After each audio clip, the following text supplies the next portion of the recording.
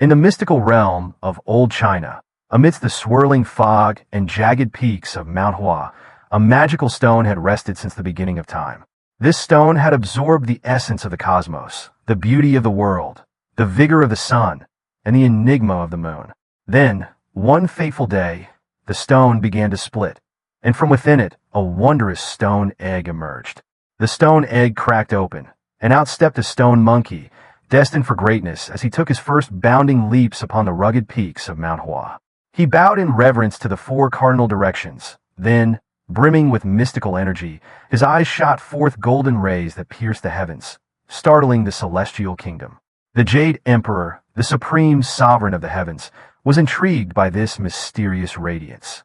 He dispatched thousand-mile eye and wind-accompanying ear, two deities known for their extraordinary vision and hearing, to investigate the source of the light.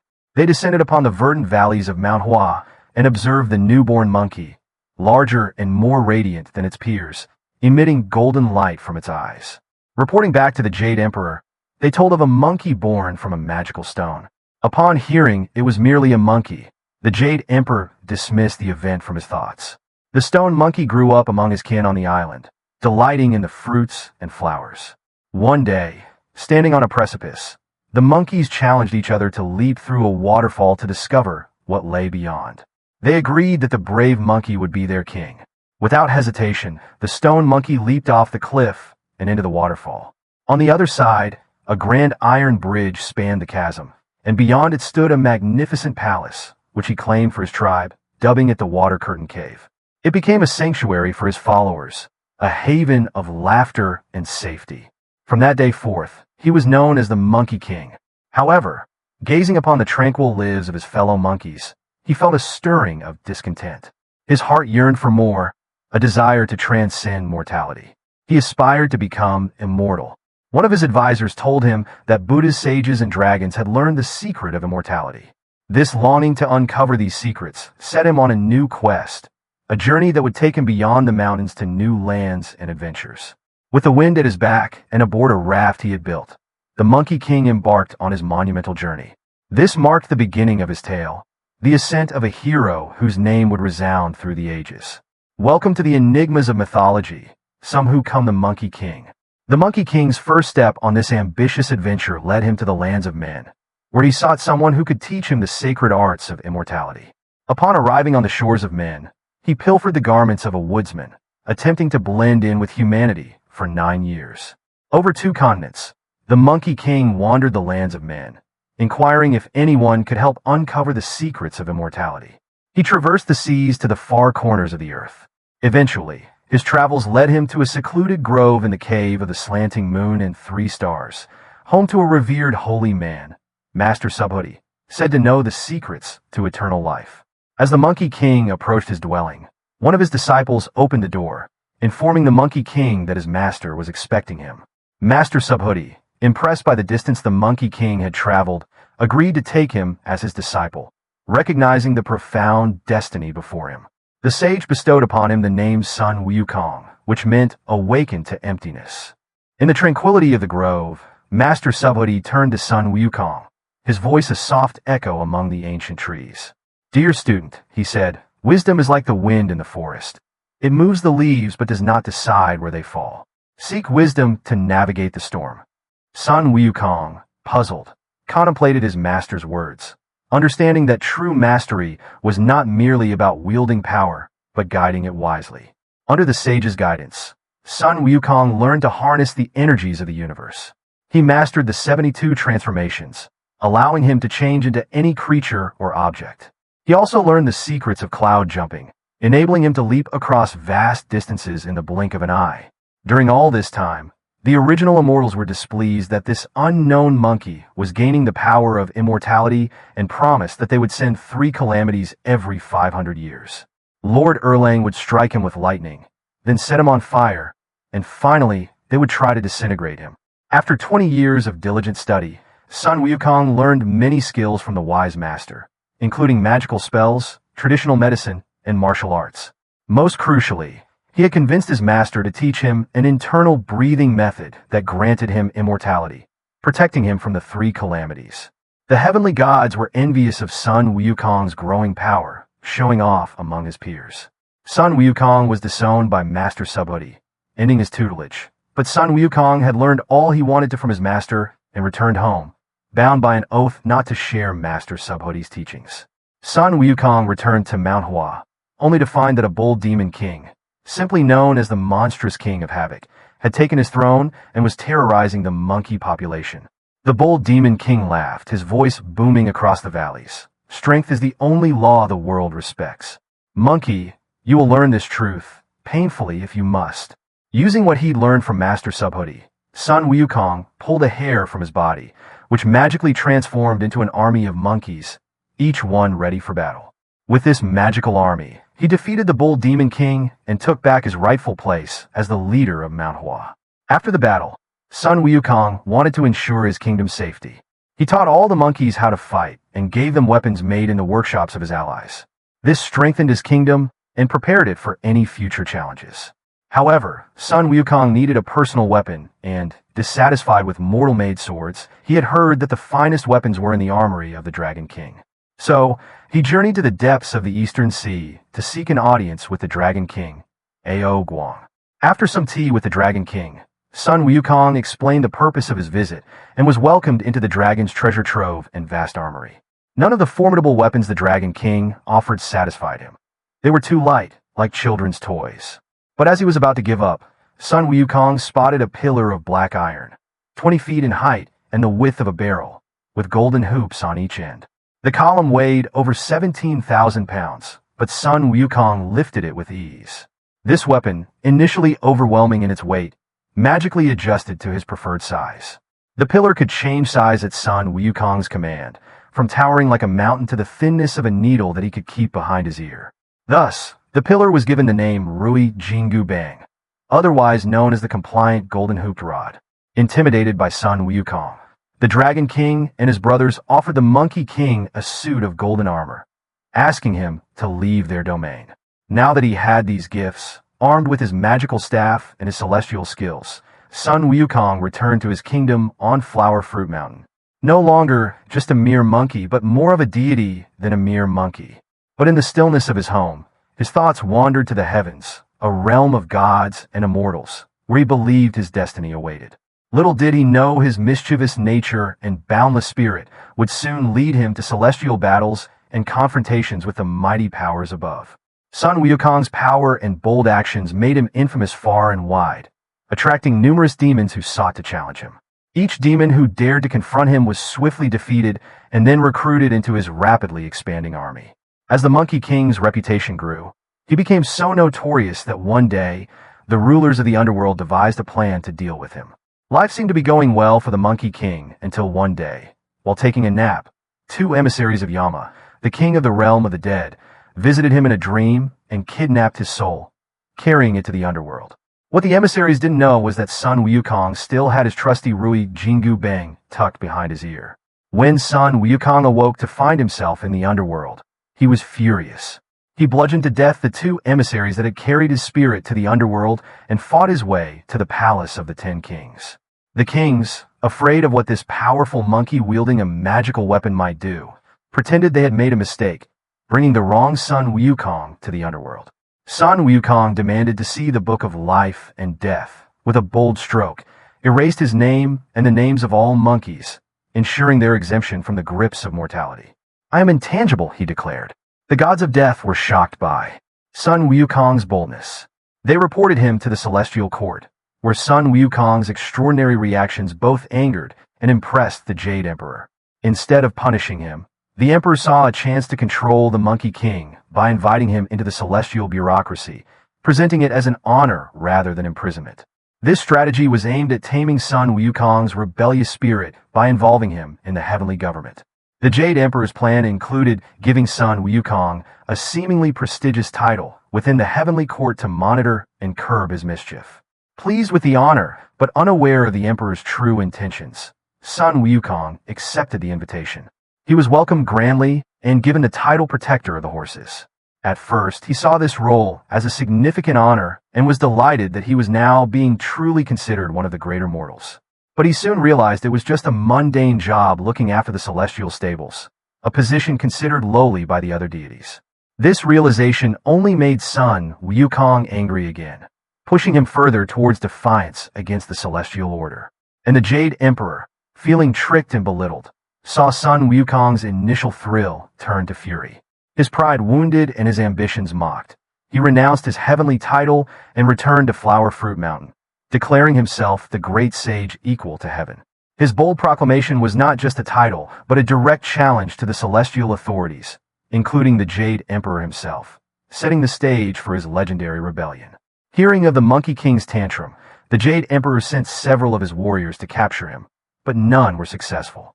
The Jade Emperor's first thought was to go to war with the insubordinate monkey, but the gold star of Venus, the voice of reason in the heavens, convinced him to give Sun Wukong a title to keep Sun Wukong engaged. They gave him the important role of tending the garden of peaches of immortality, the delicious peaches of immortality. What could possibly go wrong? So Sun Wukong tended to the garden, looking after the peaches that took 3,000 years to harvest. Each one ripe, the Monkey King ate one until there were none left. But the peaches were for the Queen Mother of Heaven's immortal peach festival. And when 7 maidens came to collect the peaches, Sun Wukong trapped the maidens in the garden and, under disguise, joined the festival. There, Sun Wukong found the immortals drinking the nectar of immortality. And, as you might guess by now, Sun Wukong drank most of the wine and stole the rest. Now thoroughly drunken, immortal Sun Wukong unknowingly found himself in Laozi's garden. There, he entered the sage's home, but was unable to find him. However, he did find several guards of pills of immortality. To escape the consequences of his actions, Sun Wukong fled back to Flower Fruit Mountain. Furious at his audacity, the Jade Emperor summoned an army of celestial warriors to capture Sun Wukong. However, armed with his magical staff and his newly acquired powers, Sun Wukong was a formidable opponent. He fought with such ferocity and cunning that the heavenly army was repeatedly defeated. Each attempt only increased his legend and cemented his status as a hero, defying the cosmos for respect and recognition. As Sun Wukong's defiance reached the heavens, the celestial court was at a loss in their search for a solution. The goddess of mercy, Guanyin, suggested they summon Erlang Shun, a powerful and somewhat unpredictable deity, known for not strictly adhering to the Jade Emperor's commands. Heeding the call, Erlang Shun faced off against Sun Wukong, who markedly requested less a god as an opponent, claiming boredom with the lack of challenge. Their confrontation escalated as both deities transformed into immense, monstrous forms. Sun Wukong, in his giant guise, inadvertently caused his own troops to flee in terror. This sight disheartened him, prompting him to shrink and flee. However, Erlang Shun was relentless, using his magical third eye, which allowed him to see through any disguise. He pursued Sun Wukong. The two engaged in a dynamic shape-shifting duel, turning from sparrows to sparrowhawks to commerce in a spectacular display. Ultimately, it was Laozi who captured Sun Wukong using a diamond snare. When Sun Wukong was brought before the heavenly court for execution, they soon realized a critical error. He was immortal, and no attempt to harm him could succeed. The Jade Emperor was at his wit's end, unable to find a way to eliminate Sun Wukong. Laozi, a wise and revered sage, proposed a solution.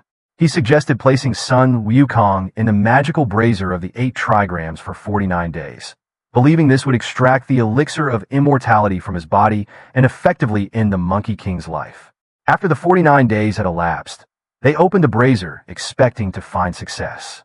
Instead, they discovered that the elixir was still intact within Sun Wukong, who emerged with nothing worse than fiery red eyes from the smoke, making him look even more formidable.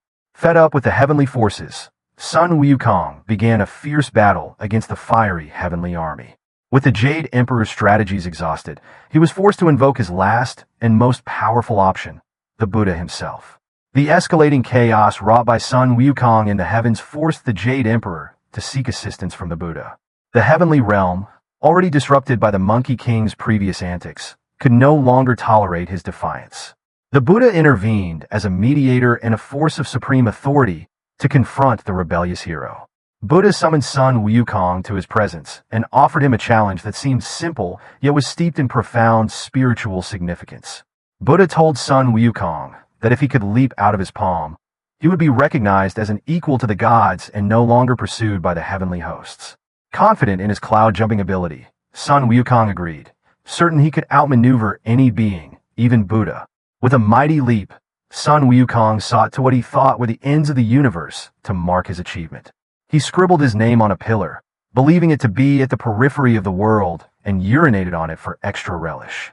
However, the Buddha calmly explained, "Foolish monkey, you never left the palm of my hand. I am one with everything, and thus, you could not possibly leave my grasp." True to his words, on one of Buddha's fingers was faintly visible the graffiti left by Sun Wukong, accompanied by a subtle scent of monkey's mischief. Realizing he had been outwitted and outmatched, not by brute force but by superior wisdom, Sun Wukong tried to escape. But Buddha's hands closed around the Monkey King in all directions and slowly turned into a mountain. Under this mountain, Sun Wukong was imprisoned, trapped beneath its weight with only his head and hands free. There, Sun Wukong remained for 500 years, a time of reflection, repentance, and transformation. This period was meant not only as punishment, but as an opportunity for introspection. In the silence and solitude beneath the mountain, Sun Wukong was forced to confront his own pride and recklessness. This was a time for the Monkey King to meditate on the Tao, the Way, and his place in the cosmos, bridging his unruly past with a potential path to redemption. After Sun Wukong was imprisoned, Buddha noticed the people of China becoming increasingly greedy and violent. In response, he convened his council and decided that a pilgrimage to India was necessary to retrieve sacred scriptures that could teach righteousness and enlightenment. The compassionate goddess Guanyin volunteered to find a worthy champion for this parallel journey. Guanyin traveled to Chang'an and appeared to Emperor Taizong, instructing him to choose a monk for the mission. The monk Tang Sanzang, believed to be a reincarnation of the Buddha's disciple Golden Cicada, was selected and given the name Tripitaka. The next day, with imperial credentials in hand, Tripitaka set out on his journey, accompanied by 2 attendants and riding a magnificent white horse. Their journey took a dire turn when a pitfall led them into the clutches of a cannibalistic demon king. The attendants were devoured, but Tripitaka was spared for later, as his enlightened mind was believed to grant immortality if consumed. However, Tripitaka was miraculously rescued by Zaishian, the evening star, who appeared as an old man and greeted Tripitaka. Continuing alone, Tripitaka's path crossed with a tiger just as he braced for death. A hunter named Lu Boji drove the beast away and offered refuge. Upon departing, they stumbled upon the entrance to 5 Elements Mountain, where Sun Wukong was imprisoned. Here, Sun Wukong declared that he had been waiting for Tripitaka, whom Guanyin had foretold would free him. Tripitaka recited the words inscribed at the mountain's summit by Buddha, lifting the seal and freeing Sun Wukong, who swore loyalty to him. The duo's journey was fraught with challenges, especially due to their differing natures.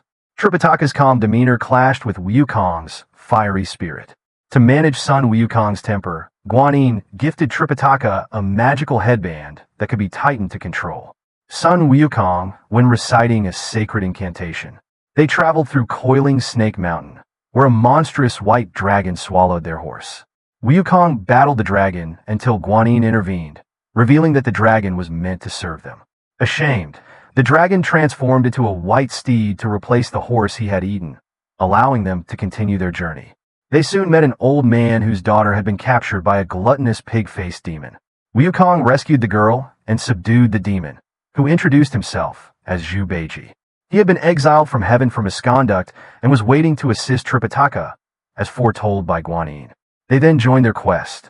They encountered the Sand River demon, Shao Wujing, who also joined them after Guanyin revealed his true purpose. With their group now complete, they faced numerous adversaries and internal conflicts, but grew stronger and more enlightened with each challenge. After 14 years, they reached Vulture Peak in India, where Buddha presented them with blank sutras as a test of sincerity. Recognizing their true commitment, Buddha then granted them the actual sacred texts. The journey back to China was swift, and upon delivering the sutras to Emperor Taizong, they were honored before being wise to Buddha's presence there. They received divine gifts for their service. Tang Sanzang achieved Buddhahood. Zhu Beiji became the cleaner of altars. Shao Wujing was elevated to a golden arhat, and the white dragon horse was transformed into a solstitial dragon. Together, they took their places in heaven, concluding their legendary journey to the west. as Sun Wukong stood upon the peaks of Flower Fruit Mountain once again. His journey from mischievous imp to enlightened protector was complete. He gazed out over the lands that had once known his wild antics. Now they would witness his wisdom with the serenity of a sage. He assumed his place among the clouds, a beacon of balance between earthly whims and heavenly peace. In his heart, Sun Wukong carried the eternal truth. He had learned that wisdom comes from understanding beyond oneself, that power should be wielded for good, and that redemption is accessible to all souls willing to walk the path of enlightenment. As he watched over his fellow creatures, the Monkey King's legend continued to inspire a timeless story of transformation and the infinite potential of the spirit. And so, with the mountain as his throne and the sky as his domain, Sun Wukong, now a Buddha, watched and guided his legacy. A testament to the journey every heart undertakes, a journey of challenge, change, and ultimate triumph. Sun Wukong, the Monkey King from the seminal 16th century Chinese novel Journey to the West by Wu Qing'an, embodies the journey from mischievous rebel to enlightened sage, reflecting the human quest for spiritual growth. Sun Wukong acquires supernatural abilities through Taoist practices, symbolizing the transformation achievable through discipline and wisdom. His defiance of celestial authority highlights themes of autonomy and the struggle against destiny, resonating deeply within Chinese culture as a representation of intelligence, bravery, and righteousness. As a cultural icon, Sun Wukong's adventures and evolution from earthly impulsiveness to celestial wisdom continue to inspire and entertain, illustrating the timeless battles between base desires and the pursuit of higher understanding.